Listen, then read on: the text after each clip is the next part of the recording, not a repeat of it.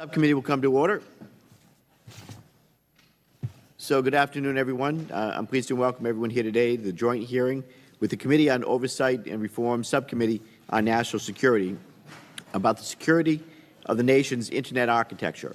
I'm particularly thankful to my good friend, Congressman Lynch from Massachusetts, my neighbor in New England, and his staff for working so diligently in making today possible, along with the ranking members of both subcommittees.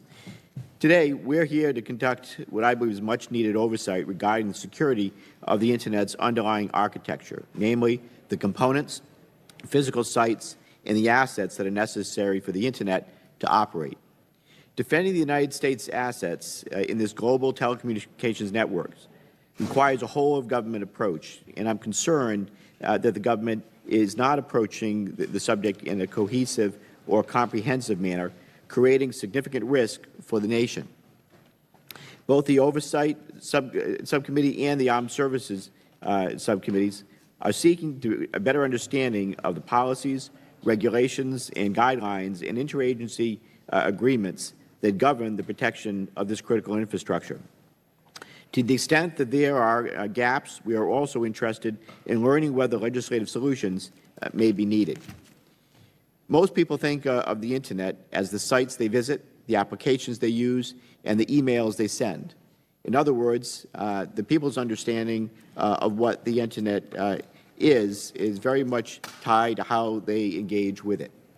However, this leaves out an entire architecture that enables the flow of information around the world and into people's palms. This architecture includes the high-capacity cables buried under the ground and laid below the sea, the cable landing stations that connect the cables from continent to continent, and the Internet exchange points, or IXPs, that serve as a clearinghouse for data between Internet service providers and content delivery networks. These are all examples of physical sites and tangible items that are required for the Internet to operate effectively. While these physical sites are critical components of the cyber landscape, they are generally viewed as distinct from the networks, protocols, and software that are more familiar to people's understanding of the Internet. However, they are just as important to Internet operations. After all, unplugging a network cable is just as effective as a denial of service attack, maybe even more so. From the government's perspective, tackling the subject of Internet architecture security is difficult due to the departments and agencies' overlapping jurisdictions, responsibilities, and capabilities. And I'm concerned that the executive branch has fragmented Internet architecture security among multiple departments as opposed to conceptualizing the Internet as a single ecosystem with departments working collaboratively. For example, the Department of Homeland Security serves as the government lead for all critical infrastructure and as the sector-specific agency for the telecommunications sector. Meanwhile, the Department of Commerce's National Telecommunications and Information Administration, or NTIA, is principally responsible for advising the President on telecommunications and information policy issues and develops national policies on Internet use and cybersecurity. Separately, the Department of Defense is broadly responsible for defense of the nation. Independent regulatory agencies like the Federal Communications Commission also have important responsibilities for ensuring security. To top it all off, many of these exchange points are connected to international providers. So I have no doubt that these agencies work together broadly. However, I'm very worried that by carving out discrete lanes in the road, there are seams left unaddressed in the middle, and I'm concerned that Internet architecture security is one of those seam issues. Holistic Internet architecture security has been generally neglected, I believe, with organizations remaining firmly in their lanes rather than approaching the problem collectively. So, for example, the Department of Homeland Security serves as the government lead for,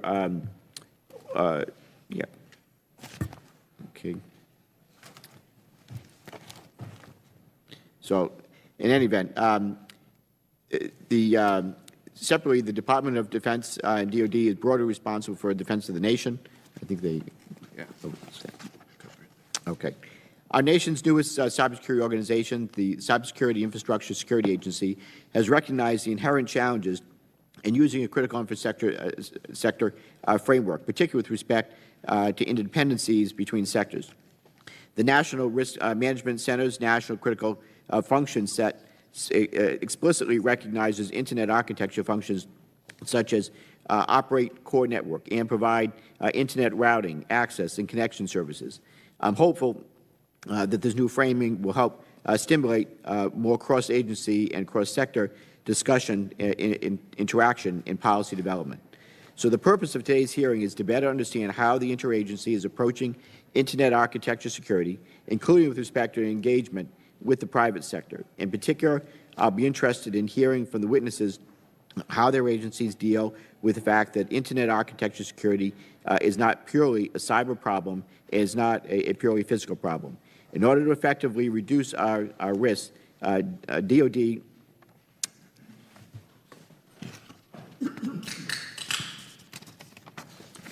will have to engage actively and act eagerly non-security-centric agencies such as NTIA and regulatory bodies such as the Federal Communications Commission and vice versa.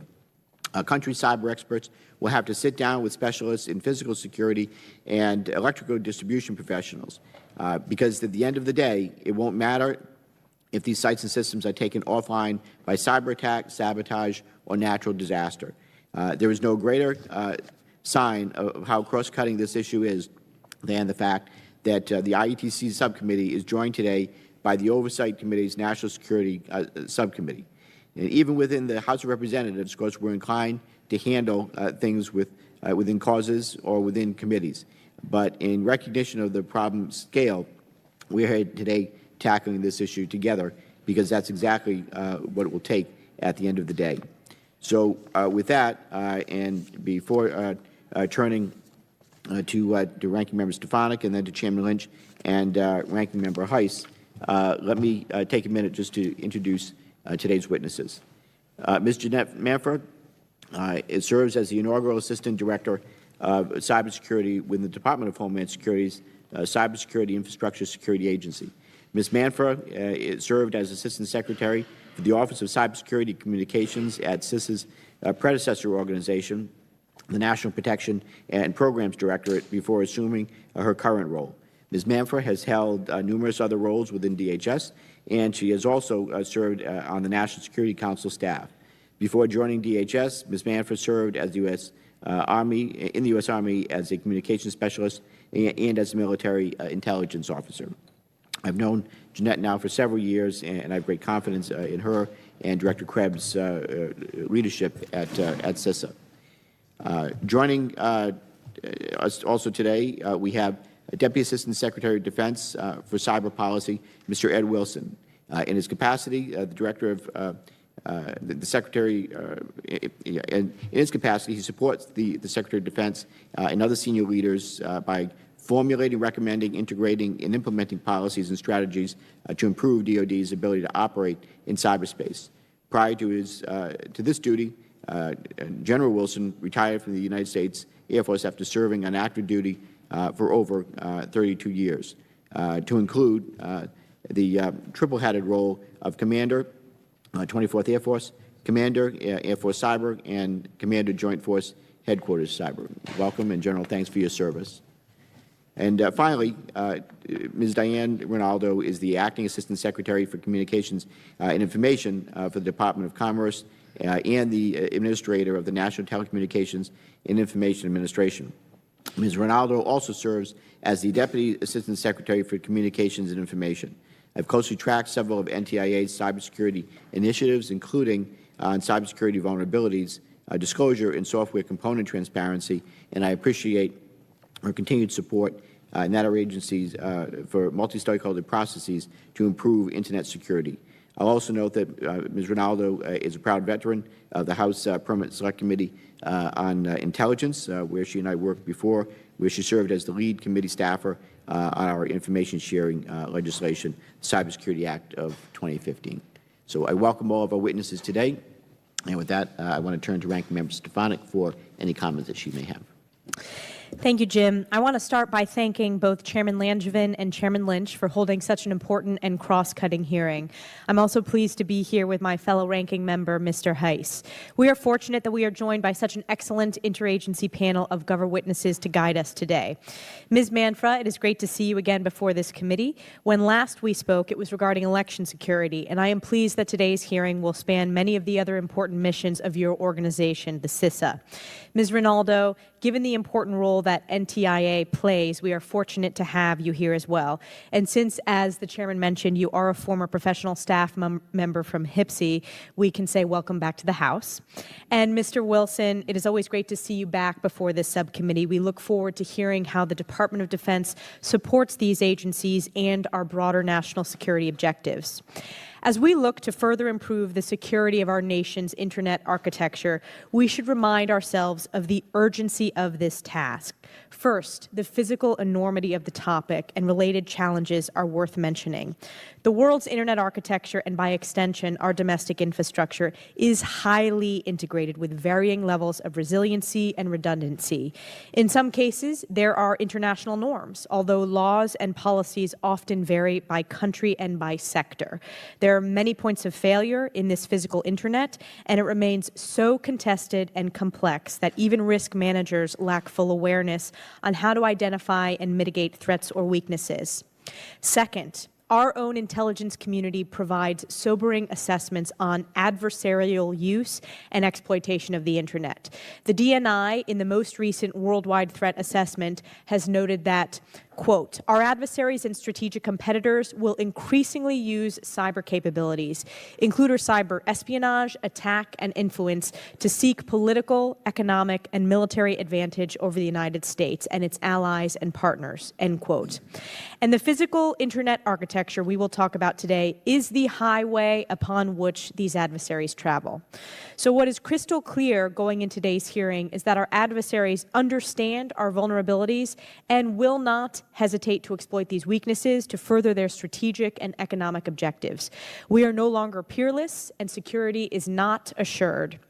In fact, we see these same adversaries, most notably China and Russia, adapting to and learning from our own weaknesses by building what amounts to their own state-controlled Internet architecture to monitor, control, and influence their own populations. These very same controls will make it harder for us to preserve and protect geopolitical, offensive, and strategic options for our nation and our economy. As I have said many times before, cyber threats from state and non-state adversaries are real, pervasive, and growing. They leverage and integrate cyber, information, and communications technologies for geopolitical and economic gain in a seamless way. Yet while these adversaries continue to use the Internet as a means to achieve strategic objectives, I remain concerned that we as a nation do not yet have a holistic strategy in place to mitigate, deter, or oppose their advances. This is particularly true regarding the security of our physical Internet architecture, the topic for today's timely hearing. Although not the lead agency on this topic, I am pleased that the Department of Defense is represented at the table today, since they play such an important role in this area, not the least of which may be providing expertise to other agencies during sensitive national emergencies. We all know that DoD research played a central role in the development of today's Internet through the creation of ARPANET. And today, the Defense Advanced Research Projects Agency, or DARPA, continues to advance our national security through projects related to the resiliency of our nation's Internet architecture and various other sectors, such as the electrical grid, through their Information Innovation Office. In the oversight we have conducted on the Armed Services Committee, I feel confident saying that we have improved our military cyberspace and information warfare capabilities, and also improved our resilience in many areas. And while a great deal of broader interagency cooperation and coordination has taken place over the past few years, much work remains to secure our nation's Internet architecture and related sectors to ensure we remain fast, agile, and resilient, even during times of crisis. And although today's panel is comprised of government experts, we should not forget about the important role that the private sector and defense innovation and industrial bases play, so that we develop a truly whole-of-nation strategy to understand and mitigate these vulnerabilities. Only then will our nation be prepared for the 21st century challenges we face. Our witnesses, again, are very well qualified to help us navigate these multidimensional problems, and I thank them for being here today. Thank you again to the chairman, and with that, I yield back. I want to thank the ranking member, and now I'd like to recognize and turn to my partner, my colleague, the chairman of the Government Oversight and Reforms Subcommittee on National Security, Mr. Lynch. Thank you very much, Mr. Chairman. And good afternoon to our distinguished panel of witnesses. Thank you for your willingness to help the subcommittees with our work. Before I begin, I would like to first personally thank my good friend, Chairman Jim Langevin and his staff, as well as Ranking Members Stefanik and Heiss and their staff for their cooperation, willingness to collaborate with us on this very important hearing. Mr. Langevin, in particular, has been a strong and long-time advocate for improving the infrastructure of our country in this measure and ensuring that necessary cybersecurity safeguards are in place to protect the United States against the multitude of threats that we face each and every day. He's made this issue a priority, and it's one that I share as chairman of the House Oversight Subcommittee on National Security. Today's hearing will examine how federal departments and agencies work together to protect the critical architecture upon which U.S. Internet and telecommunications systems depend. By working together on the issue, we hope that our subcommittees will better understand and be better positioned to identify and fill gaps and vulnerabilities across the various federal agencies and private sector for the purpose of protecting our nation's Internet infrastructure. Uninterrupted and secure access to the Internet is critical to daily life in the 21st century. Our constituents rely on the Internet to search for jobs, access bank accounts, read the news, and communicate with family. Companies in every industry, from Midwest manufacturers to the financial sector in New York, need the Internet to participate in the national and international economy.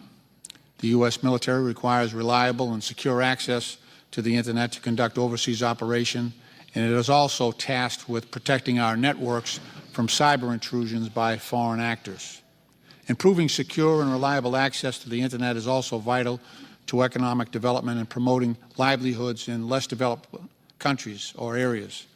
In fact, our committee, I just came back from last weekend in a congressional delegation to Jakarta, where I met with young entrepreneurs from the Indonesian financial technology sector who all highlighted the need and importance of expanding Internet connectivity across Indonesia, more than 7,000 islands, to bring additional customers into the digital financial market and to bank the unbanked. Given our growing dependence on the Internet, even temporary disruptions, regardless of whether they are intentional or accidental, can have serious and cascading effects across industries and among our nation's critical infrastructure sectors. Yet no single U.S. government entity is responsible for securing the Internet and its underlying architecture. Instead, we have multiple departments and agencies which have various jurisdictional roles, including the Department of Homeland Security, the Department of Defense, the Department of Commerce, from which we are fortunate to have representatives before us today, in addition to the White House, the Department of Energy, the Department of Justice, the Federal Communications Commission, which all have a role to play in securing this infrastructure. Adding to the complexity of this task is the fact that the physical components of our nation's telecommunications infrastructure, such as fiber optic cables and data centers and Internet exchange points, are largely owned by the private sector. This means that coordination and communication within the federal government and across the public and private sectors are all crucial to the Internet's security. The challenge we therefore face is that when everyone is in charge, then nobody is in charge. And while Internet activity appears to move seamlessly across digital pathways, this movement is cemented in real physical architecture and infrastructure. The security, which has often been taken for granted in physical fiber cables buried under our streets and under international waters, carries this traffic from point A to point B. Data centers and Internet exchange points serve to store and transfer this traffic from network to network. All of these physical assets can be damaged by natural disasters, human-caused accidents, or intentional attacks by sophisticated malign actors. As Ranking Member Stefanik has noted, and as former Director of National Intelligence Dan Coats Coates highlighted in his 2019 Worldwide Threat Assessment, we know that our adversaries are already probing U.S. electric utility grids, election systems, pipelines, and financial networks for any signs of weakness. China, Russia, Iran, and North Korea are all increasingly using cyber operations to steal data, disseminate misinformation, and I quote, to disrupt critical infrastructure, close quote. Russia, Director Coates said, and I quote, is mapping our critical infrastructure with the long-term goal of being able to cause substantial damage, close quote. Multiple open-source reports in recent years have also noted increased foreign military activity around undersea data cables, raising concerns that hostile actors could be looking for ways to interfere with this critical infrastructure. To our witnesses, I realize that some of today's questions may drift into topics not suitable for an unclassified hearing. With that in mind, I just ask that you do your best to answer members' questions as candidly as possible, but you should not disclose any classified or sensitive security information. Instead, please let us know that you would prefer not to respond for national security reasons in an unclassified setting, and we can move on to the next question. We will, however, reserve the right to request that that information be disclosed in a more appropriate setting at a later date. So, Mr. Chairman, I want to thank you again for your courtesy in holding this important hearing with me, and with that, I yield back. Thank you, Chairman Lynch, and I appreciate your dedication to national security issues. It's been a great partnering with you on this topic, and I look forward to others as well. With that, I would like to recognize Ranking Member Heiss for comments. Thank you very much, Mr. Chairman, and I would like to thank you and Ranking Member Stefanik for hosting this, and always an honor to work with Chairman Lynch. And we appreciate you having us here today as members of the Subcommittee on National Security, as part of the Committee on Oversight and Reform. We appreciate you having us here and for having this important hearing. You know, I'm sometimes have been with this hearing somewhat struck by the reactions of different people to this topic. Some may look at this as not among the most flashy topics, but it has got to be among the most important. And you know, more and more, whether we realize it or not, our lives are happening on the internet, whether it be in commerce or energy or healthcare or national security. Our lives are impacted greatly by the topic and the discussion today. And that's why it's imperative for us to be able to come together and to have a heart-to-heart, honest, open discussion as to what's involved in keeping our nation's infrastructure safe and secure. And so I want to sincerely say thank you to each of our witnesses for your role and for you being a part of this hearing today. And I look forward to hearing how you are engaging the various stakeholders, whether they be in government or in the private sector. I want to personally better understand how we are taking a whole of government approach to this issue. And if we're not, then I want us to talk about how we get there. I'm also curious to know how each of your components are working together. And, you know, there are a lot of seats, if you will, at the Internet architecture table, if we can put it that way. And if there's too many seats, we need to know about that. If there need to be fewer seats, we need to know about that.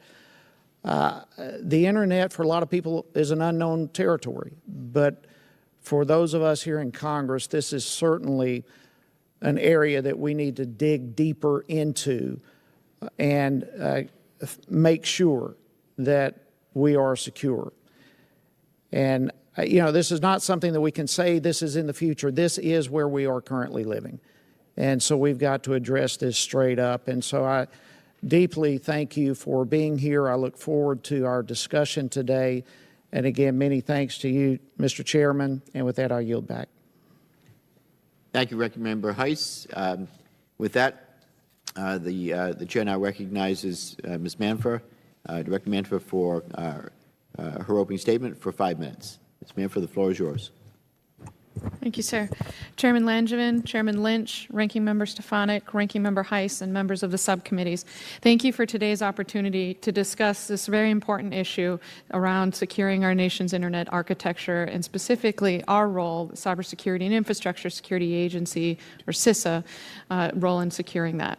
Safeguarding and securing cyberspace has long been a core Homeland Security mission. In today's globally interconnected world, our critical infrastructure and American way of life face a wide array of serious risks.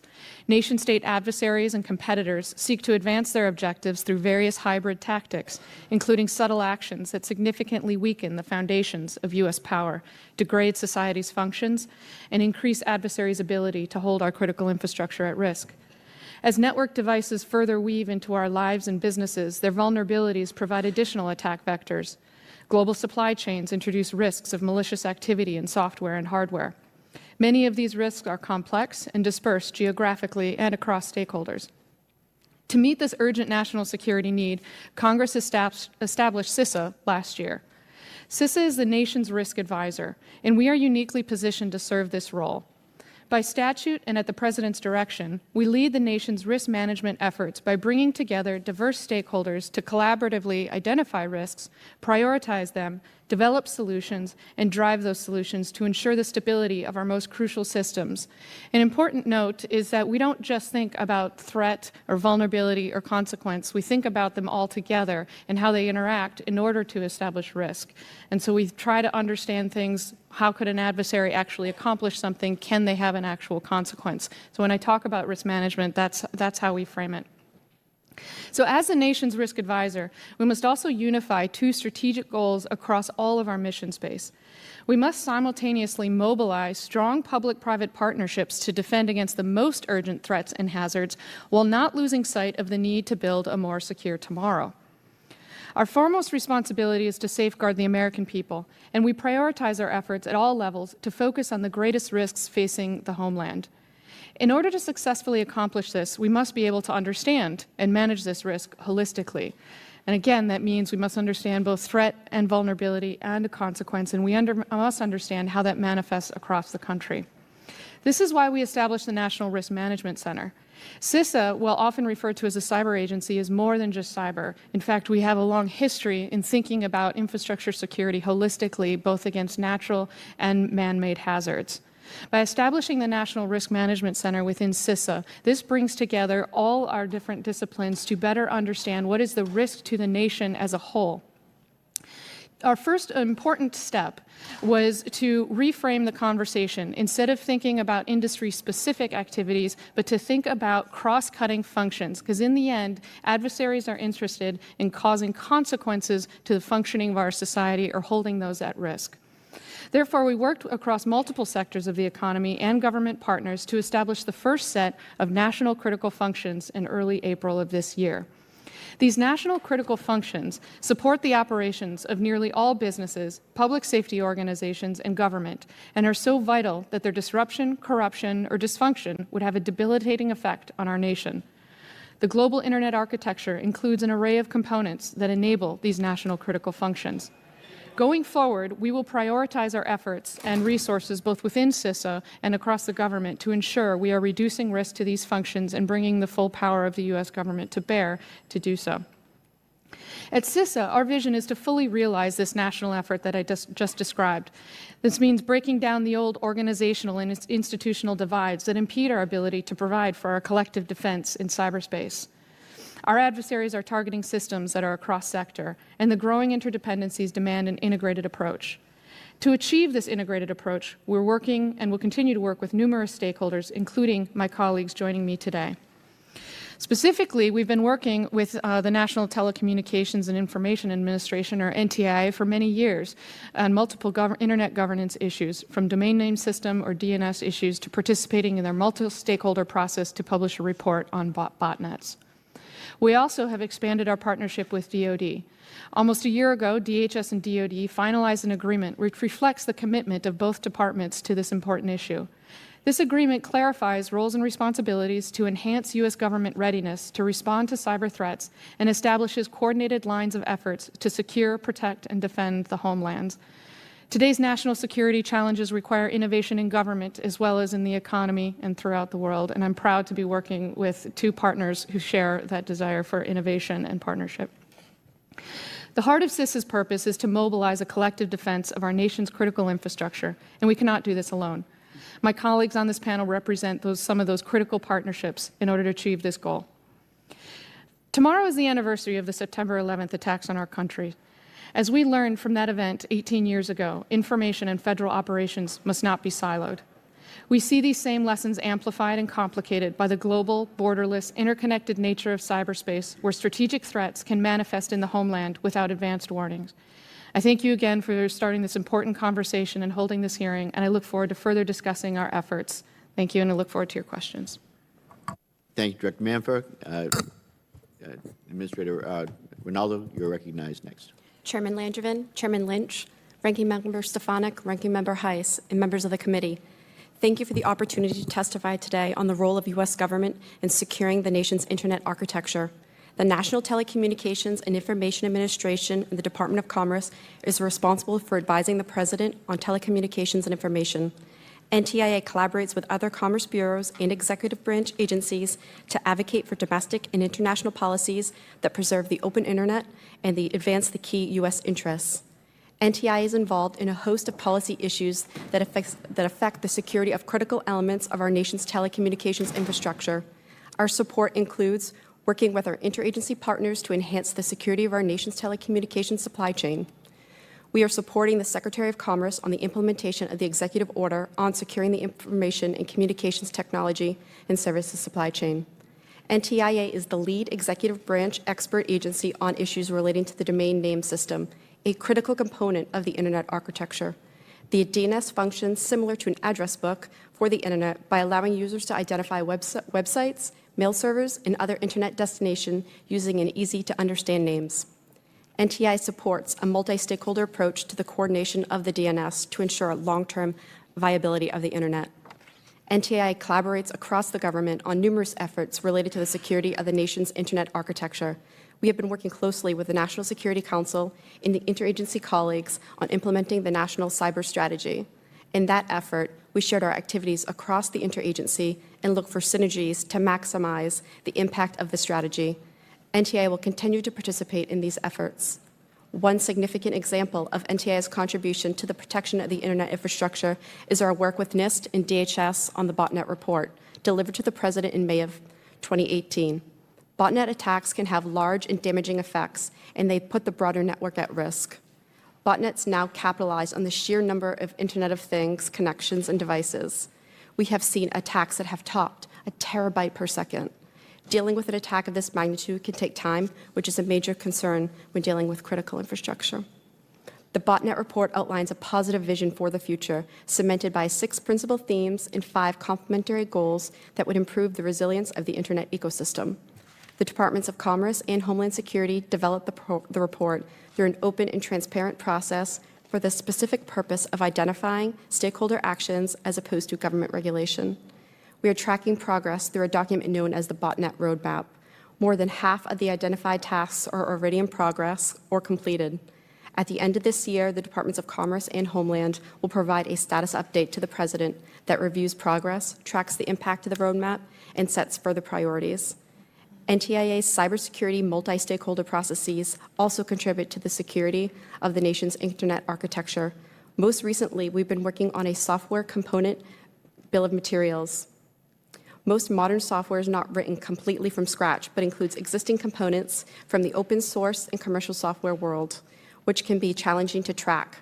Our ultimate objective is to foster a more resilient ecosystem through industry-led, market-based cybersecurity solutions. Over the past 3 decades, the Internet has been transformational for the American economy. America's established leadership in technology has resulted in millions of jobs and a remarkable prosperity. Because of this, we must work harder than ever to ensure that the infrastructure supporting the Internet is secure. NTI is committed to coordinating across the federal government and engaging with the private sector to ensure the United States can continue to harness the economic benefits of this vital part of the economy for American businesses and for American workers. Thank you for this opportunity to testify, and I look forward to your questions. Good. Thank you, Ms. Rinaldo. Mr. Wilson, your round record is 5 minutes. Chairman Langevin, Chairman Stefanik, Ranking Member Heiss, and Ranking Member Stefanik. My apologies, Chairman Lynch, and the members of the subcommittee. Thank you for the opportunity to testify before you today. Really, Can you pull the mic a little closer to you, General? Thank you. Absolutely. Is that better, sir? I want to turn it on. Is it on? I've got a green light and a red. We're good. My apologies. It's okay. Chairman Langevin, Chairman Lynch, Ranking Member Stefanik, Ranking Member Heiss, it's really an honor to be here before you and the subcommittee members. It's good to be back in this chamber as well and testifying again. I look forward to discussing the role of the U.S. government in securing the nation's internet architecture alongside my counterparts from the Department of Homeland Security and Department of Commerce. It's a critically important topic. We understand there's the sense of urgency behind this. First, on behalf of Secretary Esper, thank you for the tremendous support that Congress has given the Department of Defense in our effort to improve our overall defense posture related to cyber threats. We've made significant progress, but with your support, we continue to make significant progress to deter, disrupt, and defeat strategic malicious cyber threats directed at our national interest. Despite this progress, we understand there's much more that needs to be done, and with that, we've been very, very focused on the progress ahead. As the 2018 National Defense Strategy and the 2018 DoD Cyber Strategy make clear, the U.S. homeland is no longer a sanctuary from cyber threats. Our strategic competitors, such as China and Russia, are conducting persistent cyber-enabled campaigns to erode U.S. military advantage, threaten our nation's critical infrastructure, and reduce our economic prosperity, which includes threats to our telecommunications and information technology sectors. These campaigns are being conducted below the threshold of armed conflict, but collectively pose long-term strategic risk to the nation, our allies, and our partners. In response, the Department adopted a proactive posture to compete with and counter determined and rapidly maturing cyber adversaries. Our objective is to prevent or mitigate significant threats before they reach U.S. soil. We refer to this strategy as defending forward. It's the core of our DoD cyber strategy. This approach is focused on enabling our interagency, industry, and international partners to strengthen their resilience, close vulnerabilities, and defend critical networks and systems, while simultaneously imposing costs on adversary malicious cyber actors when called upon. Towards this end, the Department is continually working with our partners, both domestically and internationally, to strengthen the resilience of networks and systems that contribute to current and future military advantages. The Department previously focused its defensive efforts almost exclusively on military platforms, systems, and networks. However, the evolving cyber threat, increasingly proactive activities of key competitors have demonstrated vulnerabilities that extend beyond our DoD systems and networks. The vulnerability of critical infrastructure to cyber attacks means that adversaries could disrupt military command and control, banking and financial operations, the transportation sector, the energy sector, various means of communication, and a variety of other sectors. As a result, supporting U.S. government efforts in securing and defending the nation's critical infrastructure is a key priority under our DoD cyber strategy. Partnerships are an essential element of our national defense strategy. We understand that our interagency, international, and industry partners are vital to ensuring that DoD can operate and project power in a contested cyber environment. DoD's role in defending the homeland is outwardly focused, like it is in any other domain of operations, focused on strategic threats and supports our interagency partners, including the Department of Homeland Security and the other sector-specific agencies. The U.S. government has a limited and specific role to play in defending against attacks on our nation's internet architecture, including through our trusted relationships with industry. As we all recognize, security was not a primary consideration when the internet was designed and fielded. Although computers and network technologies underpin U.S. military warfighting superiority by enabling the joint force to gain the information advantage, strike at long distances, and exercise global command and control, the private sector was and operates now well over 90% of the interdependent networks of information technology infrastructure across the cyberspace domain. At the same time, the nation's telecommunications infrastructure is primarily owned by commercial entities. Our adversaries target our nation's weakest links, and vulnerabilities are consistently found across the full scope of the Internet ecosystem, be it government or industry. The Department, which views the challenges it faces in performance of its critical missions, principally through a national security lens, is nonetheless highly dependent on privately owned infrastructure, decisions concerning which are regularly guided by ordinary business or economic considerations. Recognizing this inherent tension, defending national critical infrastructure, including the nation's Internet architecture from significant foreign malicious cyber activity, has become an area of interest and emphasis for the Department. And large-scale disruption or degradation of national critical infrastructure would constitute a national security concern, as would threats to the DoD critical technology, information, and other controlled, unclassified information processed or stored on non-DoD-owned systems and networks, which demands a close cooperation alongside our partners. This reinvigorated partnership alongside the FBI, intelligence community, was instrumental to the whole of government efforts to protect and defend the 2000 U.S. midterm elections from foreign interference. We continue to leverage the lessons from this experience and these activities to help shape and further improve how we secure 2020 elections and other ongoing efforts related to protecting and defending the nation's critical infrastructure. Again, thank you for the opportunity to appear before you today and for the continued support you and your staffs provide as we address these challenges. I look forward to your questions. Okay. Thank you, Mr. Wilson. We're going to go into questions at this point. Members were recognized for 5 minutes. Before we go to that, though, I just want to mention that we're expecting votes in just a few minutes, so we'll get through as many of the questions as possible. So if we can all stick to close to 5 minutes and questions and answers, that'll move things along. So with that, I want to begin for all of our witnesses with the question, what role does the National Security Council and the White House play in facilitating and coordinating amongst all the federal agencies? And can you describe efforts led by the White House to address Internet architecture security? Ms. Manfred, if we could start with you. Thank you for the question, sir. Well, the National Security Council is a policy coordination body, focuses on, from a cyber perspective, but also on the resilient side, areas that we need to either identify or implement policies as an interagency body.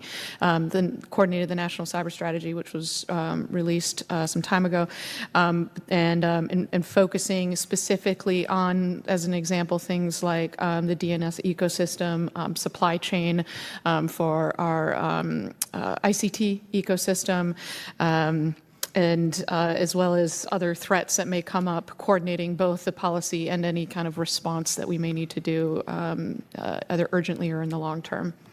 Okay. Ms. Rinaldo, Mr. Wilson, can you comment on any aspects of interaction with the White House on coordination? Yes, as Ms. Manfred said, the White House routinely convenes meetings to bring us together to talk about issues as the cyber strategy, supply chain, as well as other issues that come up as needed. It is an opportunity to bring not only my two fellow witnesses to the table, as well as other parts of the government that may have equities in these processes as well. So they are fairly routine. And with the cyber strategy, we have due out, so we regularly meet to see where we are on the process of implementing that. Thank you, Mr. Wilson. And I would just add, in the series of sessions that we do across the interagency led by the NSC team. Can you pull that microphone a little closer, John? Can do. I'm going to put on my command voice and project if that's okay then. My apologies. As we do, we look at a lot at the threat. We bring in, especially the intelligence community, to understand the threat, as well as a series of functional reviews that we do with recommendations that follow. And that could be the report that was referenced earlier about the botnet. It could be work that's going on regarding ransomware across the interagency. Sometimes it'll start domestically, but then we'll bring in a larger team. We do some initial work at the direction of the NSC team. And so depending on the topic, there's usually a series, but many times we're organized to be able to address specific threats and understand that threat so that we have the right actions. Okay. Ms. Manfred, what is the role of law enforcement agencies such as the FBI and CISA's own Federal Protective Service in protective or defensive functions such as hardening cable landing stations and IXPs that are owned and operated by the private sector?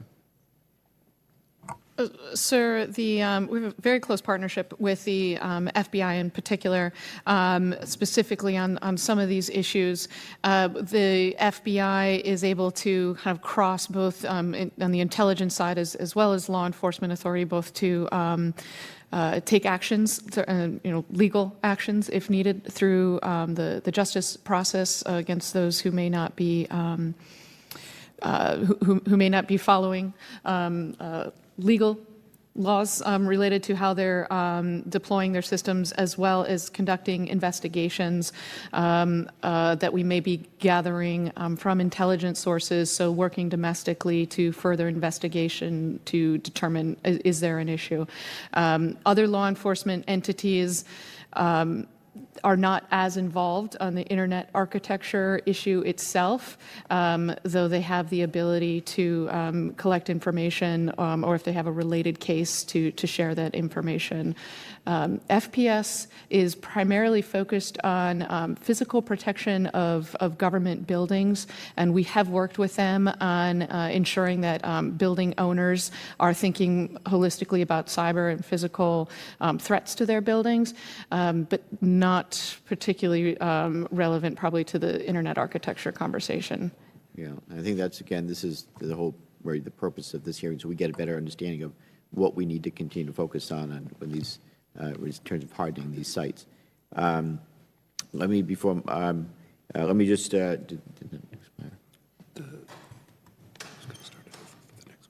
okay. Chairman Langevin, if I could maybe just add on, the DoD has a very active role alongside DHS as well, both domestically and internationally. And so we work with industry partners, but domestically, especially with DHS, to understand what information flows are moving through. So from a command and control perspective or communications flow to our forces, to do assessments and to understand that we have enough capacity and diversity of undersea cable, capability to be able to execute our DoD missions. To go into more detail, probably need to go into a classified session, but just to make you aware that we have a very active relationship alongside our interagency partners, very tied to our mission and execution of the DoD missions around the world. So it's more of an international perspective. Okay, thank you. I believe my time's expired, so I'm going to stop there. We're going to have some follow-up questions that I'd like to submit for the record, and I ask you to respond to those. And with that, I believe the votes have been called. Yes, sir. Okay. I'm going to yield to Ranking Member Stefanik, and hopefully we can get through her questions. Great. Given the complexities of the ecosystem that we're talking about today, I want to focus on supply chain security and integrity, which many of you referenced in your opening statement. I'd like to understand in more detail, given how complex the global telecommunications supply chain already is, combined with emerging technologies like 5G, Internet of Things, even cloud computing, how are you specifically improving our supply chain security? Ms. Rinaldo, I'll start with you. That's question one. The second one is, are there any specific technologies you're more concerned about than others in securing our supply chain? And specifically, what collaboration needs to happen with industry and the private sector? So, Ms. Rinaldo, I'll start with you. Mike, there you go. Sorry, I'm new at this. As you may know, on May 15th of this year, the President issued Executive Order 13873, securing the information and communications technology and services supply chain, which gives the Secretary of Commerce, IEPA authority, emergency powers to act on national security concerns with the implementation of infrastructure into our telecommunications networks. This is something that NTIA is working with the Secretary's office on. We are currently developing the interim final rule, the regulations on how this process will work out. We believe that we are on track to have that delivered to the President the middle of October. But as well, through our multi-stakeholder processes, which we are probably most known for, is an opportunity for us to meet with technologists, policymakers, academia, civil society to talk about these important issues. The thing that I really love about NTIA is that we're able to pull back to the 50,000-foot level and look and then hone in on certain issues that go down and tackle certain concerns or issues. And this is what the format that we use. So we talk about vulnerabilities, we're currently working on the software bill of materials, but specific to supply chain, we definitely have concerns moving forward, especially as we move to 5th generation technologies. And I think it really gives us an opportunity, as we talked about, is it, baked in or bolted on, that it gives us the opportunity to bake in security as we move forward. Ms. Manfra. Yes, ma'am. I will just touch high level, and then we can always happy to come back and go in more depth. There's a lot to talk about on supply chain. As Diane noted around the executive order, that is a key component of the administration's approach. We at CISA have also stood up an ICT supply chain task force, which is mostly made up of private sector, but also our colleagues across the government to focus on what are the most important things that we can actually make progress on. What are the tangible things we can do? And they have been working along a few of those lines, particularly around procurement, government procurement, which to segue into what we're doing for government procurement, following up on the law that was passed last December around federal acquisition, security and supply chain, chaired by Grant, but an interagency body to look at how do we reform and modernize our federal procurement system to ensure that we are taking mission risk, I'll call it, into account when we're procuring and maintaining IT products and services. So those are some of the things that we're doing. Specific technology, I would say it's not necessarily a specific type of technology that is concerning. What we have really, from a DHS perspective, is we really think of it as a framework that started with our experience in Kaspersky, but that you have to really look at where is this product or data being held? What are the laws of the country that mandate how that data or products are treated? But you also have to look at what is the level of access that piece of software or that piece of hardware that somebody would be able to gain access to. An antivirus piece of software, you have tremendous access into a computer. So that combined with a country's laws that we have concerned about that would compel access, those things together are what would cause us to concern. So we're looking at a lot of things, and across a government is how do we understand things like foreign ownership and controlling influence? How do we understand what that means to risk? And but looking at it through that framework, and then of course what would always be the consequence that somebody who had that access and those laws, is there any sort of significant consequence? So it's less about the technology and more about the context that technology lives. My time's expired. Mr. Wilson, I'll take yours for the record since we've expired. Yield back. Okay, thank you, Ranking Member. So votes have been called. We're going to recess at this point. We'll return right after there are 3 votes, so hopefully we'll get through those quickly. We'll come right back, and then Chairman Lynch will be up next for questions. Thank you. Committee stands in recess. Thank you, Mr. Chairman. Again, really appreciate your willingness to come here and help us grapple with these problems. Recently, I've had groups asked to meet with me about the need for more funding from the government for infrastructure security. And when you sort of look at the landscape here, you have Facebook and Apple and Google and other private sector players that have a major role here and that have an intense investment, I think, in maintaining security themselves.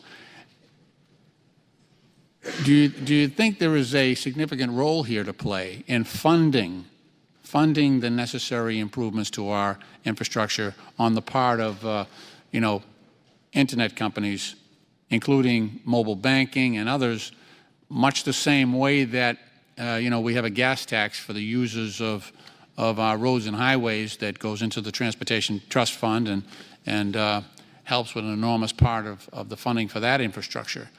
Have you thought about this from a funding side in terms of how we have to continually maintain the integrity of the Internet architecture and a way of doing that over the long term? So I would offer it to the 3 of you if you've thought about this aspect of it. Ms. Manfra? Yes, sir, I can start. Yes, the funding question is something we grapple with in a lot of areas.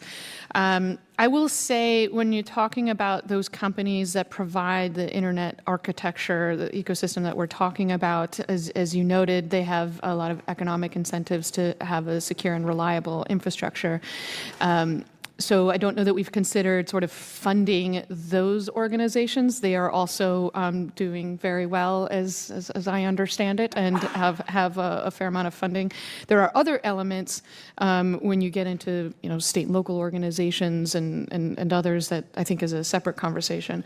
I will say when we think about how the government could provide resources in this space in either complementing private sector investment or driving change, it would be in the area of standards and research and development. And how do we think about what sort of, there are some standards bodies, there could potentially be new standards bodies or existing ones that evolve to think about things like 5G and as our kind of overall internet architecture evolves. The government sort of thinking about how do we participate in that process either through resourcing or participation. And importantly, I think in research and development, how do we think of new ways to build more resilient infrastructure, both resilient from a physical perspective and as a cyber. So those would be the areas that we've most thought about the funding. Thank you. Mr. Ronaldo? When you look at the ecosystem as a whole, most private companies underpin the internet architecture. So what added benefit can government bring them to help move the ball? At NTIA, we currently work with the private sector through our webinars. We have a broadband group that actually reaches out to rural areas to talk to local providers on how can we help them improve their security and their resiliency. We work through the American Broadband Initiative, which the President initiated last year. We lead that on behalf of the government to have these conversations on how can we as a government help improve security and resiliency. And one of the things that we hear back is information sharing. This is something, as Chairman Langevin, we talked about just before the hearing that I've been working on for a very long time. What information can we pass as a government to local providers, to vendor manufacturers to ensure that they're getting the quality of information to help them protect their products that are being implemented throughout the supply chain. Thank you. Mr. Wilson?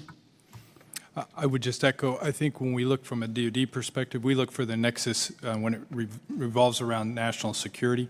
And so we're very active in standards boards, not just domestically, but globally associated with the internet. In addition, we look at capability that could be brought to bear from a DoD perspective. We're very active in the research and development. It was highlighted in the introductory comments.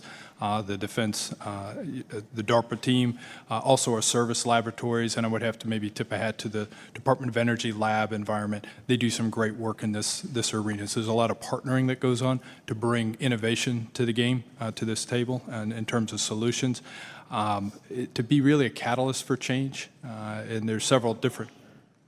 What about cost sharing? That's what I'm asking. From the private sector, they're the major beneficiaries, these private companies that are, hugely successful. Mm-hmm. And so in the Department of Defense, we use vehicles such as cooperative research and development agreements with industry partners, really a sharing of either personnel and intellectual property as well as resources. So we may have a range in the Department of Defense where we can do, experimentation, et cetera. And so we use several different vehicles along those lines to be able to get after high priority requirements. Again, we look for the national security nexus when it comes to research and development standards, et cetera. Okay, thank you very much, Mr. Chairman. I yield back. Thank you, Chairman Lynch. And Mr. Heiss, the ranking member Heiss is now recognized. Thank you very much, Mr. Chairman. Mr. Wilson, while you're talking, we'll just keep going here. About this time last year, the Department of Defense released a cyber strategy where it was highlighted the need to conduct cyberspace operations. It's very intriguing to me, and specifically to determine and to make sure that we are able to maintain our U.S. military advantage and at the same time to defend our national interest. And an interesting quote, and also quote, to prepare military and cyber capabilities to be used in the event of a crisis or conflict. Those three areas are extremely important to me, and I know in my own district, Fort Gordon, the Cyber Center of Excellence resides there, and they're very much involved in all three of these areas. Obviously, without going into classified information, but would you be able to share some of the specific actions that the department has taken in light of that cyber strategy to just some insight on how things are going to protect our infrastructure? Absolutely. So in August of last year, the Secretary Mattis at the time signed out the DoD cyber strategy. Some very core missions, number one being the ability to operate DoD joint force, so kinetic forces alongside all the other forces in a cyber contested environment, to be able to build resiliency into our joint force. That was priority one from Secretary Mattis's perspective. In addition, we wanted to be able to bring cyber effects operations, defensive and offensive, alongside our normal kinetic operations. And so we've been hard at work at doing that. We've worked with Congress, with authorities to be able to execute in that arena. We do some really good work in the area of hostilities. In competition with the revisionist powers, we've seen that they're operating below our normal traditional response mechanisms, and so we've been very focused on that. So the strategy addresses that. Down at Fort Gordon, they're doing some great work. Lieutenant General Fogarty and team, in terms of, that's the R-Cyber, the Army Cyber team. They're focused right now in CENTCOM Theater, AFRICOM Theater, the Africa Command, doing some fantastic work. When it comes to critical infrastructure, there was a recognition that the Department of Defense had a role. And I think if you had asked us maybe 2 or 3 years ago, it wasn't as clear.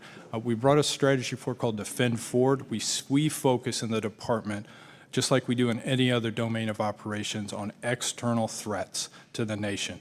And so in cyberspace, we do the same thing. So we focus on those external threats. We want to be able to see those threats, understand those threats, see indications and warnings if there's attack on critical infrastructure for the nation or DoD forces or allies. And we want to be postured and prepared to be able to respond to those attacks, preferably in a preemptive fashion if needed, versus waiting to take a strike and then have to be on. Well, would you believe that? How are we doing is kind of what I want to know. Are we prepared offensively? Are we prepared defensively? Are we prepared in the event of a crisis here? I mean, where are we on these three areas? On a scale of 1 to 10, I mean, are we? So it depends on which category, and it's best done in a classified setting, but I maybe just put a backdrop behind it. We're making tremendous progress. Over the last year, we've executed operations which we've briefed in the Armed Services updates, and we're getting ready to do one here shortly, across several different mission types, and so that's going very well on the offensive side. On the defensive side, we're building tremendous resiliency in the force. We have a long way to go. So if you're talking about the network, we have tremendous activity going on endpoint security, zero trust environments, and the team is doing really good work. We also have activity going on associated with weapon systems to make them more resilient, and then we're beginning to look at defensive cyber effects operations broadly to be able to mitigate risk to the best of our ability. Okay. Well, Mr. Chairman, I don't have time to get in the next question, so I'll go ahead and yield back. Thank you.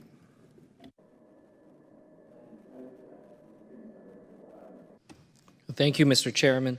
Thank you so much for being here and being able to have a interagency discussion about this. I'd like to just hone in on just some of my understandings about some vulnerabilities and try to get a better sense of how different agencies and departments are honed in on this. A concern that we have is certainly about the different nodes in which the information is coming to us through internet exchange points. We have one in New Jersey, and we understand some of the vulnerabilities that come with that. When information is being transmitted through, let's say, the undersea cables, through the internet exchange points, from my understanding is that the undersea cables is something under the jurisdiction of DoD.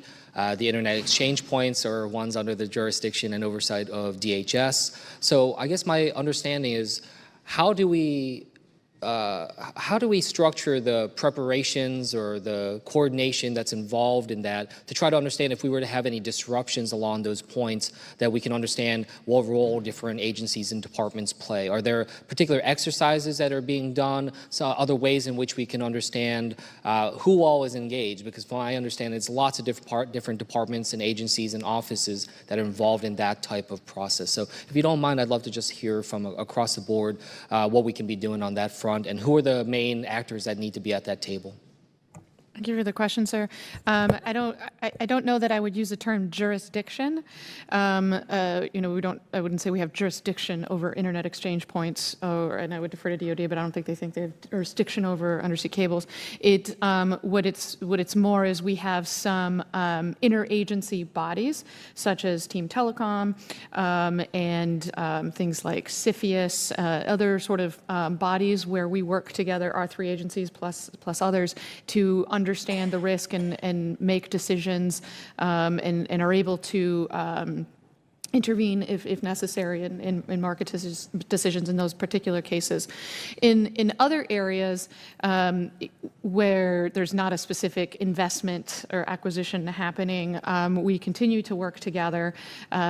Once you start getting further beyond the borders of U.S. waters, obviously there's others who start to have insight, but we recognize the connectedness of that.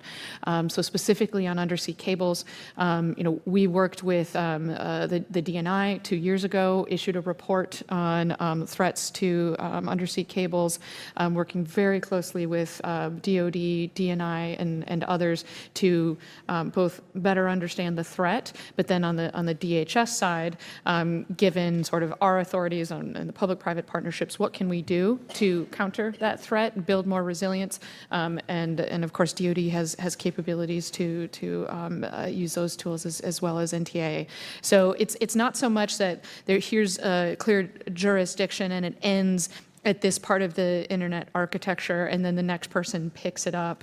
It's really largely private sector led in all cases, and what we have are different tools to analyze and make assessments and take action if we have some concerns. Is there potential more tools and better cooperation? Absolutely, we can always continue to improve the coordination, and that's why I think we've got those national critical functions very focused on, how is the stability of the internet overall? How are we focusing on that? What are those different mechanisms and those tools and those partners? That's how I would, I hope that's helpful, but that's how I would frame it. No, that is helpful. Any of the other witnesses want to jump in on this? Mr. Wilson? From a DoD perspective, one, we really focus and try to understand the threat. So we work with the intelligence community and then our own insights. Also, we do assessments so that we understand our reliance on cable landing sites or any type of infrastructure. And then we constantly are planning and coming up with contingencies. So based on that reliance, we want to understand if that's lost in whatever fashion, however complex that looks like, our ability to roll off and conduct operations maybe in a minimized fashion with high priority taskings. And so that's a natural rhythm that we move through in our war plan and O-plan activities. In addition, in our Tier 1 exercises, we do exercise and the loss of critical infrastructure, which might include cable landing sites or other undersea cables. That's a normal battle rhythm of activity that we look at. And then just I would point to maybe day to day. We do have there's anchor drags and cable losses, and so just naturally we see in a day-to-day fashion the loss of capability, whether it's natural disasters or man-made calamities out there under the sea. We see that happen on occasion on a very routine basis, and so we're constantly having to already do this for a living, if you will, to maintain mission. And so we gain a lot of insight, and we do a lot of after actions and lessons learned based on those experiences. And so pretty deep well of knowledge there, and then we share and work hand in hand with DHS, and we have natural rhythms. They see our tasking orders. We share that from a cyber perspective. Well, thank you for your insights. Mr. Chairman, I yield back. Thank you, Mr. Chairman. I think we all agree as the DoD moves toward an increasingly internet-integrated warfighting posture, it's critically important to identify vulnerabilities in software and hardware within the DoD network. Mr. Wilson, as identified in DoD's 2019 Digital Modernization Strategy, DoD utilizes 10,000 operational IT systems. I'm concerned about the number of access points within the DoD network. Does DoD have a complete inventory of all items that can access the network? Today, the answer would be we do not. We're driving very, very diligently to have insight and to be able to see. We have several modernization efforts and several initiatives underway, endpoint security and visibility being the number one, so that we have visibility to all those endpoints. 10,000 endpoints, sir, would probably be a low estimate. When you just look at end users out there, given we have several million people inside the Department of Defense, that number is much higher than that. And so we need to be able to have visibility to be able to mitigate risk. And so step one has been insight and an endpoint security initiative that's been underway. We're really driving hard. We're getting tremendous traction alongside the services and our fourth estate in the DoD enterprise. In addition, we have an initiative underway called Zero Trust, where we're driving so that we validate and limit the movement, so if something's exploited inside the network, that we contain that to the best of our ability. And so Admiral Norton and the DISA team are hard at work on that alongside the service components, and so that's been a high priority task. The deputy is taking reviews on all of these initiatives, plus more on a very routine basis, so the sense of urgency is high on this one. Good. Ms. Manfra, you testified that the CISA works across government and industry to ensure the national security and emergency preparedness community has access to priority telecommunications and restoration. Are government agencies able to keep up with industry in issuing security updates? I think much of what we use is industry products, so it's more about ensuring the behavior that people are actually, if you're referring to patching and those sorts of things. We've had a lot of work that we've done around this to focus behavior on those types of things. Are they patching vulnerabilities that I identified? And we've actually made a tremendous amount of progress. I think we are able to keep up with them. In some cases, we're actually leading industry.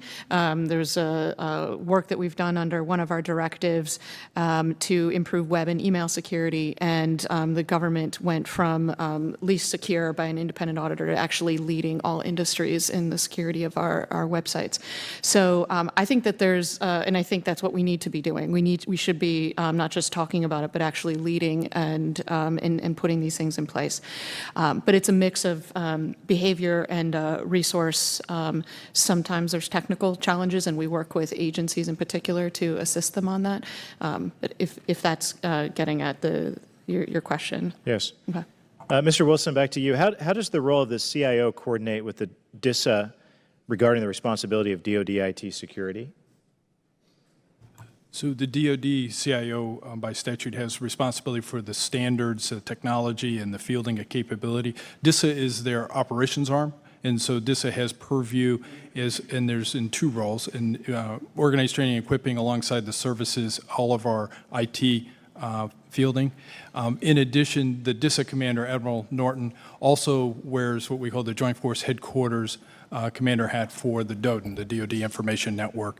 And so in that role, she's able to direct activity in terms of orders out to the DoD at large. And so that kind of is the arm that is able to execute operationally day to day to mitigate risk. If there is an incident, to be able to harness the power of the department at large and be able to mitigate that risk, to be able to drive initiatives like the Zero Trust activity that I just highlighted.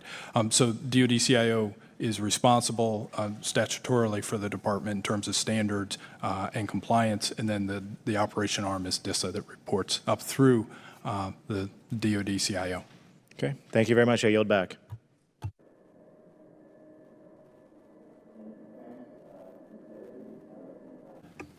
Thank you, Mr. Chairman. Ladies and gentlemen, thank you for being here this afternoon. I have two questions. One is very basic, and the other is rather not. So let's handle the basic question first. How do you, ladies and gentlemen, feel about securing our undersea submarine cables that transmit most of our signals. How do you feel about that? Where are we right there? Well, sir, I would argue that It's it's been not. identified as an area of potential Yes. threat, and this could disrupt internet services globally and have serious economic impact and perhaps military implications, communications, et cetera. So without getting into the weeds on or revealing anything that shouldn't be spoken of, what's your opinion? Is there more that should be done and could be done? Yes, sir. Well, this is a high priority for us, both my agency and those here, as well as others that aren't represented. And we are very focused on this. And yes, there's absolutely more that we will do and can do, is the short answer. Do you concur, sir? Yes, for the Department of Defense, it's core to what we do. And so and I would just kind of maybe walk back through. One, we want to understand the threat against undersea cables in particular, because we are relying on them. And so anytime that the DoD is relying on any kind of capability, we want to understand the threat to it, where the vulnerabilities are, and then how Those threats and vulnerabilities, in your opinion, are being addressed? We understand the threat and we understand the vulnerabilities. So the next is, how do you mitigate those risks? For us in the military, that would be in operations, the execution of our operations day to day.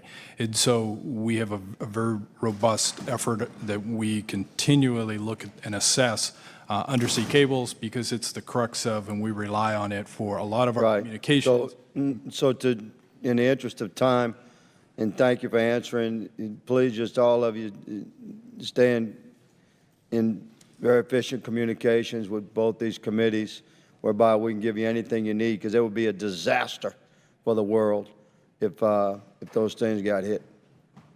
So let's move to my question. That is actually my concern. I'm concerned about national security issues regarding protection from emerging technologies sponsored by nation states with global aspirations and strategies like China. Specifically, I'm talking about quantum computing. We have a responsibility to protect the people's treasure, and of course, we have the responsibility to provide national security. But are we talking about investing money on protecting ones and zeros, long streams of ones and zeros, when China could be on the verge of using entangled photons to communicate? They recently had this public data, a satellite transmission at two separate land stations, 1,200 miles apart, and achieved quantum entanglement successfully. A professor from LSU in my home state of Louisiana, a physics professor that spends a large part of the year at the university in Shanghai, the Science and Technology of China University, stated that he believes China will go dark in 2 to 3 years, meaning we won't be able to understand and read their communication. So if they reach a point through quantum computing before we do, because we're spending money on VHS tapes while the world has moved to DVD, that if they reach a point of quantum entanglement and quantum computing efficiently, and we can't read them, then how would we know that they're reading us? And the remainder of my time, please, whoever feels qualified to answer that question. Sir, first I would offer that I think us and potentially some other agencies would be happy to come in and have a longer conversation about this. Both quantum computing and other emerging technologies are definitely top of mind of not just our agencies, but many others. And I would argue that the U.S. government is investing a lot in ensuring that we continue to maintain leadership in this space. Well, yes, we absolutely So we could look forward to a SCIF briefing on this? Yes, sir, we will follow. I would ask the chairman to consider that. And I would just add, I think quantum computing is at the core. Digital modernization at large, 5G, quantum computing, AI, large data or big data analytics, et cetera, are all converging. And so in the Department of Defense, we see that as opportunity to field the right kinds of capability, both for productivity, but for effectiveness, mission effectiveness. But we also are looking at it through the lens of risk. And so how do we mitigate that risk alongside our interagency partners? We have the challenge of low-end and high-end conflict, and so we have a reliance, and we're becoming more reliant on those capabilities. So it's of utter importance. So, but we would love to join. Thank you, sir. We look forward to a more extensive briefing in a secure setting. Thank you, Mr. Chairman. Thank you, Mr. Chairman.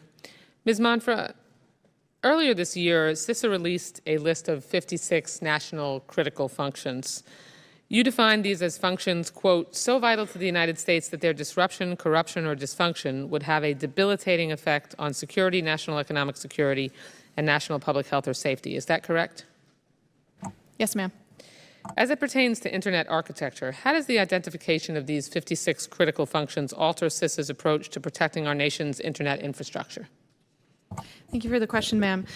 What it does is more holistically it defines what functions we are concerned about. So previously, while it is important to continue to have these sector-specific approaches, but when we're talking to the IT community and the communications community, we felt it was important to narrow in a little bit more on what specifically. So we're talking about routing and addressing. Are we talking about the Internet Exchange Point conversation and physical infrastructure that supports the Internet? So we felt it was important to start to disentangle, so it's not just all, here's an IT and communications broad structure. Industry already thought this way. It was really us sort of catching up, and we will now shift how we prioritize our resources and our engagements to ensure that we have the right people in the room and we're taking the right actions against those critical functions. Okay, thank you. And how does this change CISA's outreach and coordination with the private sector and with your partners and at other agencies?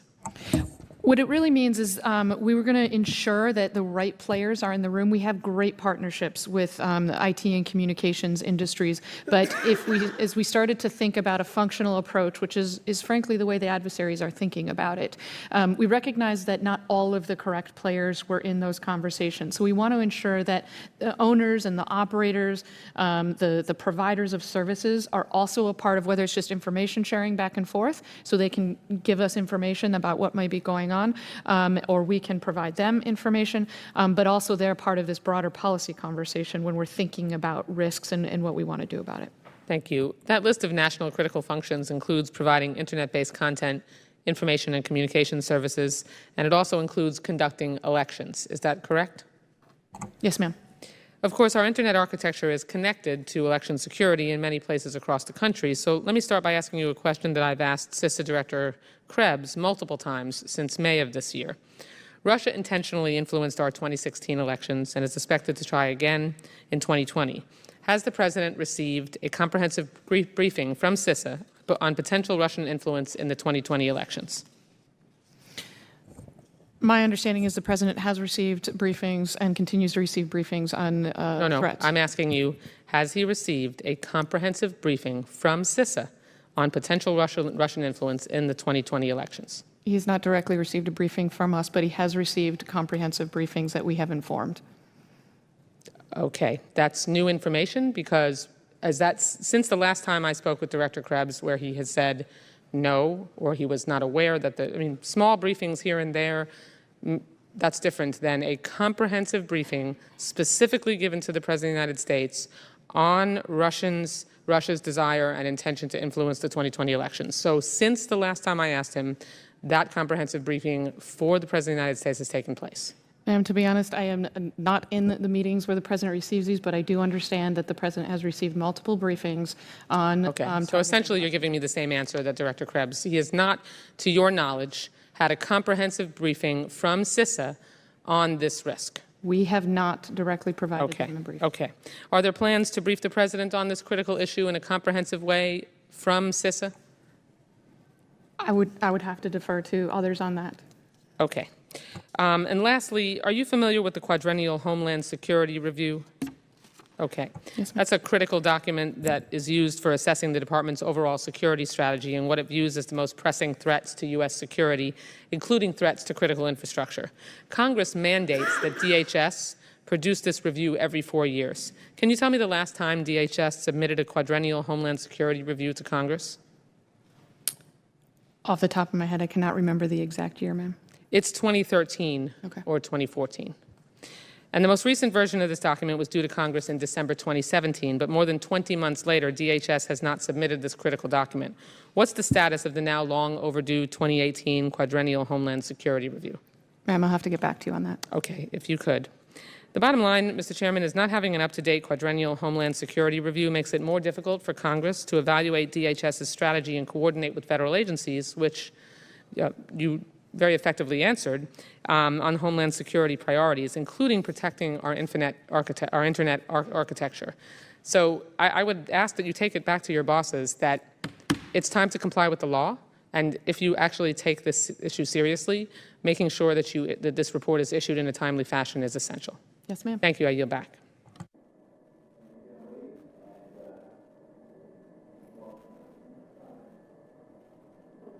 Thank you, Mr. Chairman. So, Mr. Manfred, obviously, DHS defends the homeland and defends our critical infrastructure here, including our internet infrastructure. And Mr. Wilson, DOD in a number of briefings has described its posture now as defending forward in both classified and unclassified briefings. And I've received a number of briefings on what those activities have entailed, particularly as it pertained to 2018 and our elections there. Is there any discussion in the department, in the Defense Department in particular, amongst the interagency of moving to a deterrent strategy rather than a purely defensive strategy, whether we're defending forward or defending the homeland? What I mean by that is, to use as an analogy, terrorism. We cannot bat 1,000, so to speak, using a baseball analogy. At some point, we have to alter our adversary's decision dynamic. And I think some members have described it as perhaps blinking the lights in the Kremlin or holding their assets at risk. What's the department from a policy standpoint? Are they moving that direction? Have you made a decision not to move that direction and we take a purely defensive posture? If we could talk across a number of domains, obviously where we have a deterrent strategy to stop and try and alter the behavior rather than simply defend against it. Does that make sense? And I'd welcome your thoughts. Absolutely, sir. So last year, as part of our cyber posture review, we delivered a report to Congress.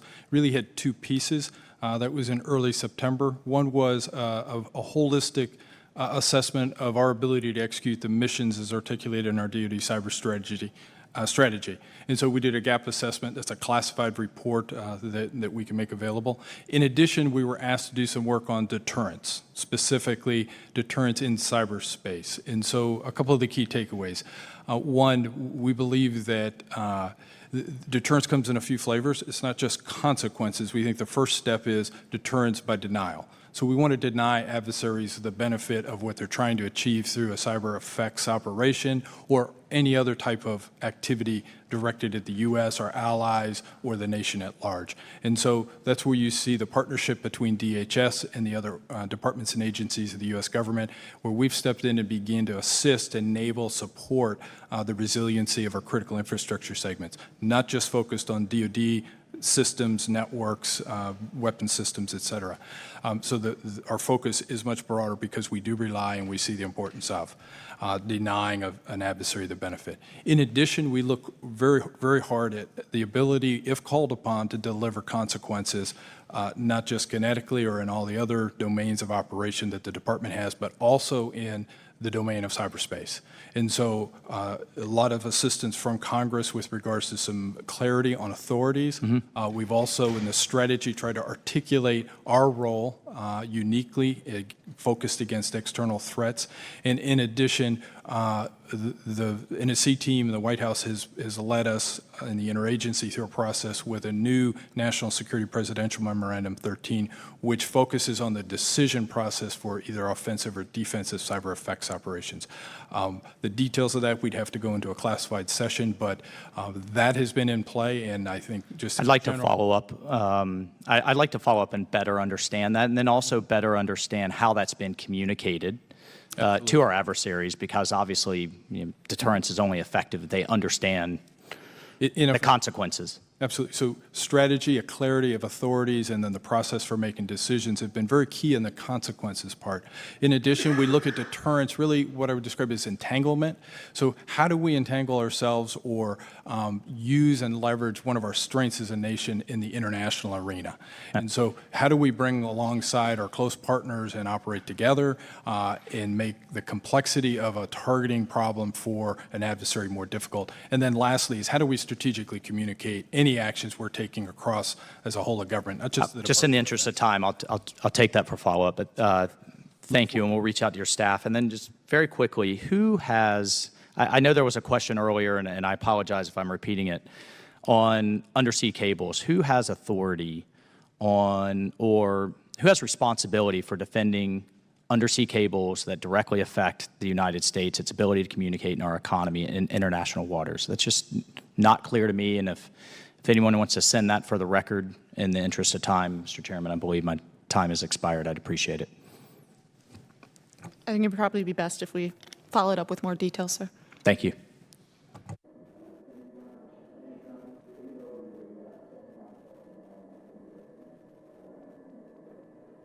Thank you, Chairman Langevin. Mr. Wilson, my question is for you. With respect to helping secure our nation's infrastructure and even responding to an incident or an attack upon our critical infrastructure, can you clarify the role that U.S. Cyber Command and U.S. Northern Command plays and the relationship between the two? What role does DISA play here, and are there clear chains of command so that these organizations and commands understand their particular role, who's responsible for what, and then how do they interface with DHS?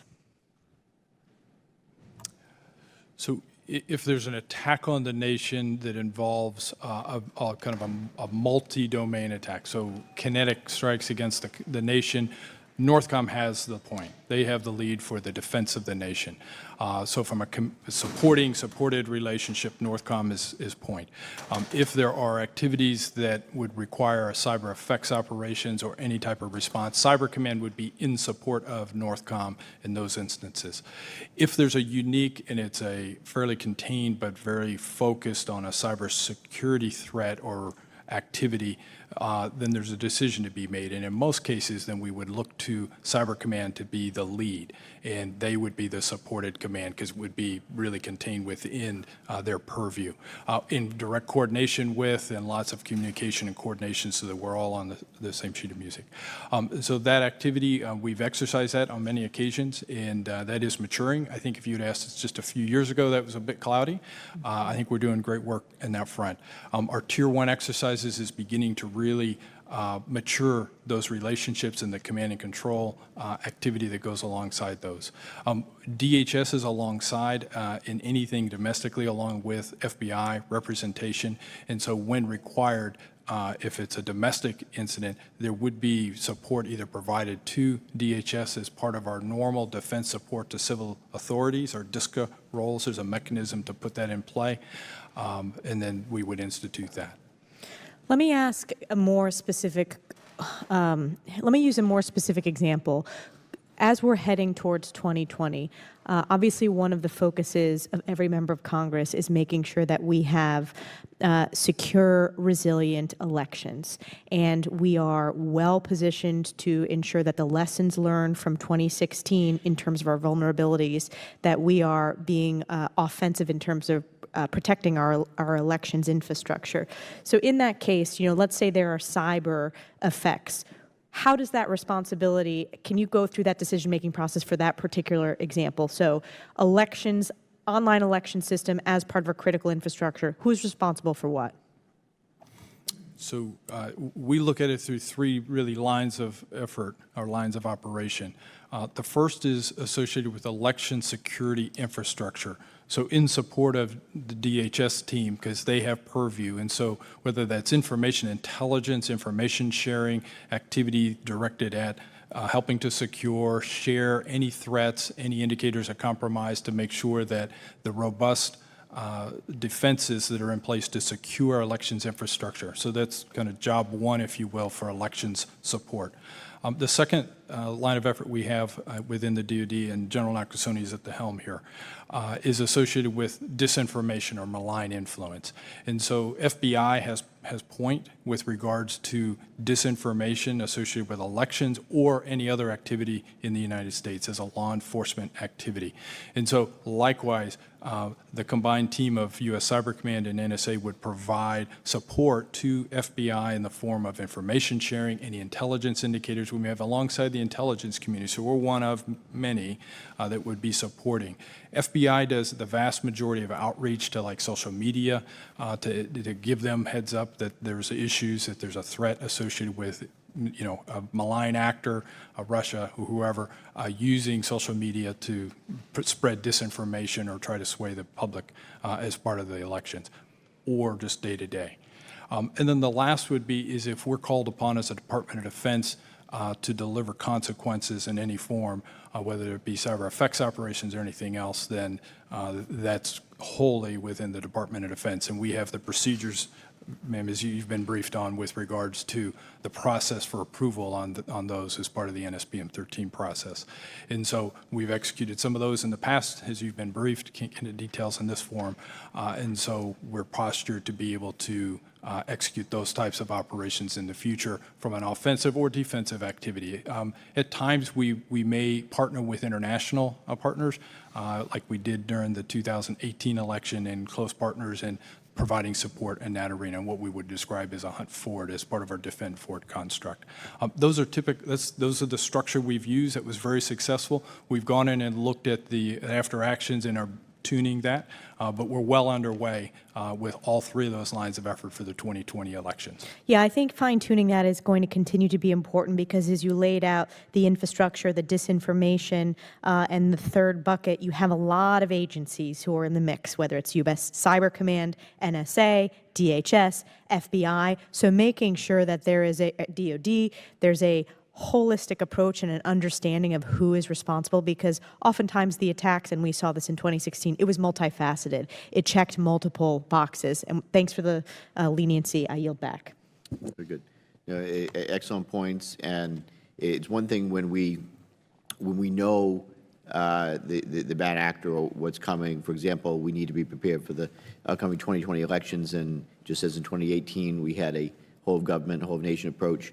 We'll do that again. I'm confident in 2020. The American people should know that. It's for the things that we can't anticipate coming up that this is well harmonized and the left hand knows what the right hand is doing. So it's going to be well thought out and becomes muscle memory going forward. So thank you, the ranking member. Chairman Lynch now recognized 5 minutes. Thank you very much. So we have about 2,600 internet companies, and I think there are no less than 90 undersea fiber cables that feed both the United States and its territories. The trend has been that those cables are clustered on a select number of landing stations. Is that clustering effect, even though it creates redundancy, I guess, because you got all these cables, which is good. The redundancy is good, but the vulnerability that prevents is, that presents, is that a problem for us? Ms. Manfra.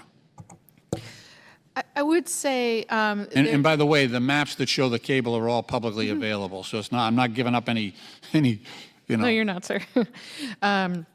National secrets there. Most of actually what we see in the risks for some of that co-location and consolidation tends to come from natural hazards or accidents. Okay.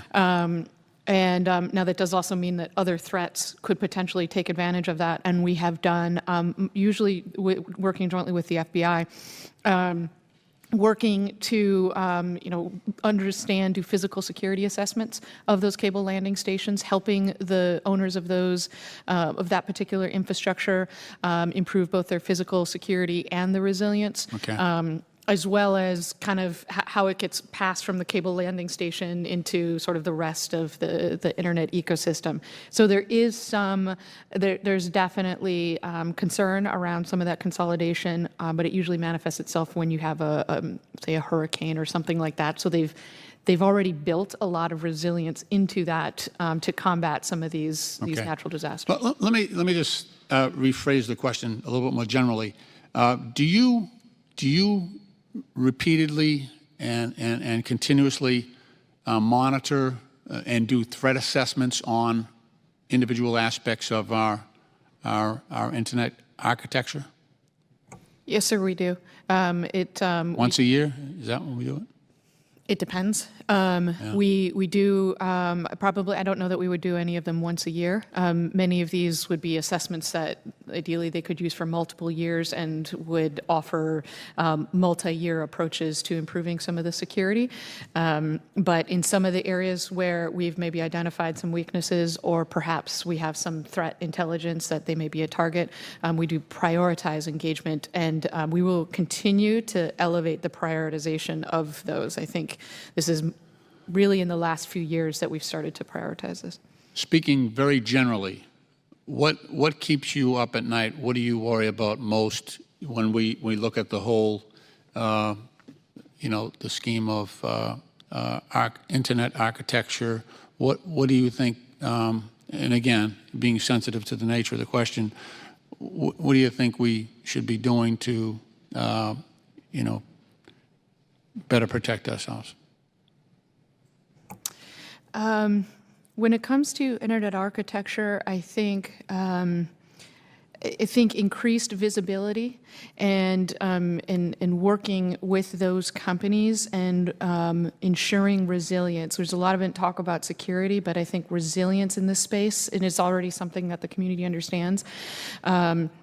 So having a lack of resilience, and whether that's through market pressures or others, would be a concern, and that somebody could take advantage of that, and you'd have single points of failure. I'm not saying that we have that now, but that we would get to a point where we did, and the adversary would be able to have real, catastrophic consequences as a result. So the redundancy aspect of it in many cases. Oftentimes, resiliency through redundancy. There's other mechanisms for resiliency, but yes, redundancy I think is important. Okay. Thank you very much. I will yield back. Thank you. And on that point, on the redundancy and the resiliency, obviously, things happen for just physical failures, or we talked about the anchor drags, and so it's not the first time that a node has been damaged. And how quickly you give us a sense of how that can be reconstituted, or do you have that resiliency so you have another way of performing the same function through some other mechanism? And with that also, how many points of failure then become on the scale of more catastrophic or serious, where resiliency is harder and it takes longer? I will take a stab at it, and then I can. It's hard to provide sort of one answer to that, because I think it depends on which part of it you're talking about. When you're talking about submarine cables, cable landing stations, internet exchange points, that part, that is a knowable universe of who owns that, and so it means it's also a little bit, I think, simpler in terms of who we're engaging with and how we prove the security and the resilience. I think. I think we've identified some really good best practices, and honestly, industry has really led largely through telecommunications companies needing to build resilience in hurricanes or whatever. So they've created mutual assistance agreements, essentially, in terms of when you're thinking about roaming, and if one company can't handle customer set because their infrastructure has gone down, they have agreements in place, and they've been doing this for a while. I think that is starting to evolve in broader than just these telcos, and that's something that we definitely welcome and want to encourage. You also have to think about, as the market is sort of, there's new players now coming into the market that didn't typically have cable landing stations or submarine cables. So how do we kind of think about these different market players, whether that's providing mutual assistance or the government ensuring that we prioritize? We learned about this, whether it was Puerto Rico, Virgin Islands, some of these significant events in the Caribbean that had impact to critical nodes of our communications infrastructure. How do we ensure that, working with FEMA, that we're prioritizing the restoration of those services, or we're helping industry prioritize the restoration of those services? I think we often hear that the internet was not built with security in mind, but it was built upon to be resilient, and it is very resilient.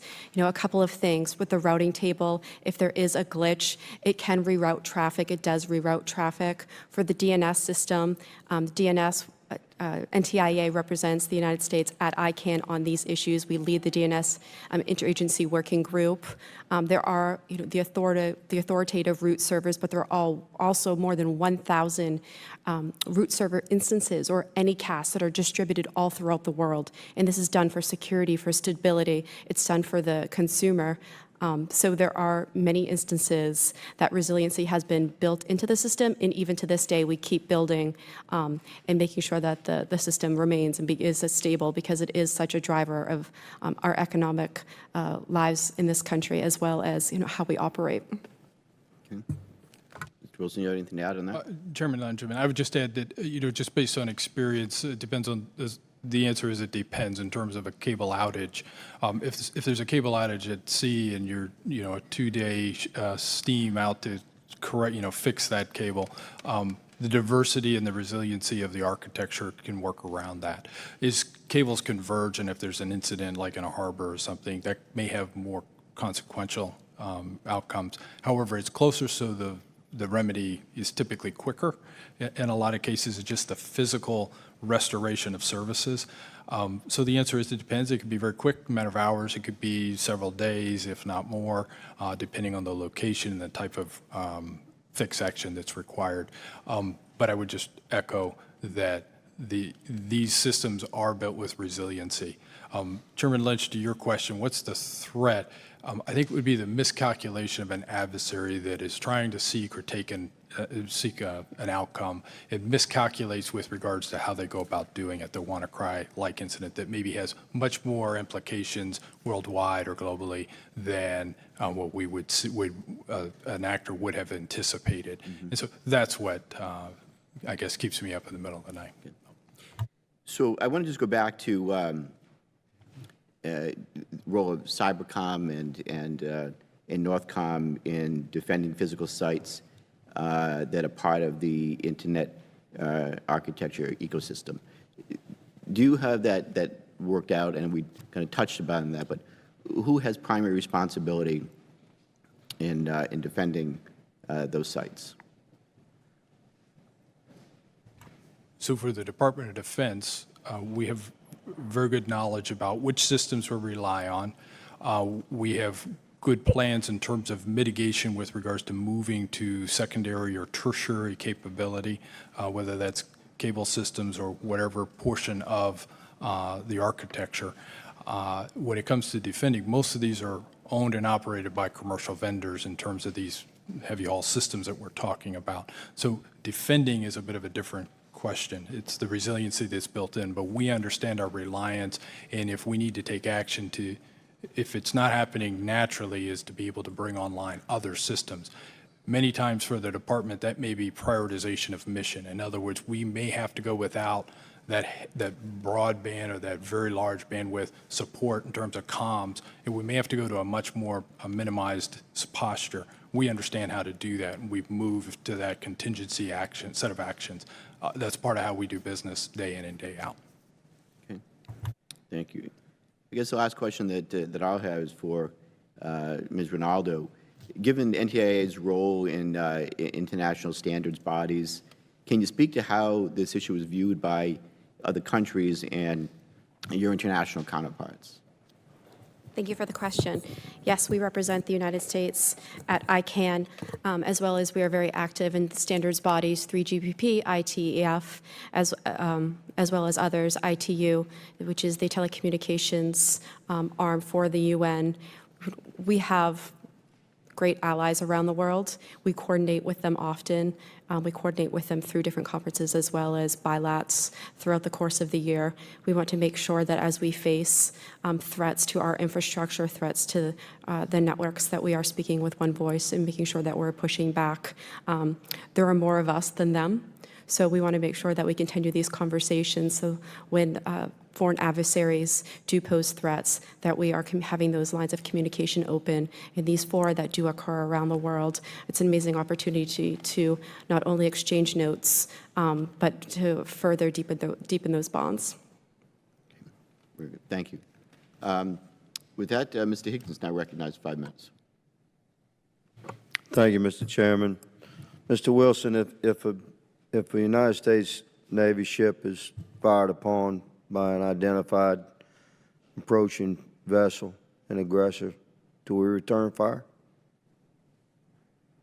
There's standard rules of engagement. Yes, sir. So absolutely. If a soldier in a theater of engagement is fired upon by an identified aggressor, do we return fire? Yes. Ms. Manford, you see the comparison. So please explain to America what the difference of our policy is when we come under cyber attack, either our policy regarding preemptive attack or our policy regarding return fire. If the aggressor can be identified, there's a growing consensus. I'm part of that group that if we can identify these guys, why don't we strike back? Well, sir, I think the Department of Defense is doing a lot of work to be well postured and to do just that. I think it's important, though, to not conflate every cyber incident with as having the same consequences shooting on one of our sailors or soldiers. If we come under cyber fire, why would we not return cyber fire? Well, I would say two things. Cyber fire, it could often just be it could be a data breach. I would argue that that's not an act of war. That's why we focus so much on consequences. Let's talk about that with America for a moment. Okay, sir. If a database, let's refer to it as that, comes under missile attack, is that an act of war? If it's destroyed by missile, that's an act of war. But if it's destroyed by cyber, that's not. These are legitimate questions. They're very legitimate questions, sir, and one that a lot of people are thinking very hard about. I would say from... Let me compare it to sniper fire. From my perspective, sir. Like returning sniper fire. Very targeted return fire. We have a long history of defining what it means to escalate and to have an act of war, and the digital sort of modernization of our economy has forced us to think differently about that. I don't want to suggest that we're not returning fire when we are attacked. I only mean to suggest that it's important to understand what the consequences are that they're achieving and that we use the right tools. It's not always necessary to return a cyber fire, as you said, sir, with a cyber gun. There are many other tools that the government has and does use, but I think one of the things that I'm proudest of is the work that we're doing with DOD to ensure that both of us are postured and positioned to not only defend what we can domestically, but so that DOD is better postured to take such actions. Very well. That was an intelligent answer. Let me just close by saying that America's not accustomed to hiding when we come under fire. And Americans watching right now, they think we are returning fire, and we're largely not to the standards that it's common knowledge that if a Navy ship comes under fire, that other ship's about to get something back. Yes, if sir. a soldier comes under fire, we're going to return that with superior fire and training. But cyber attack is legitimate, it's dangerous, threatens our commerce, our industry, our grid, our internet infrastructure, our military, our financial institutions. It's certainly a legitimate threat. We're talking about it today. And America expects us to return fire. Ladies and gentlemen, sir, thank you for being here today. Mr. Chairman, I yield.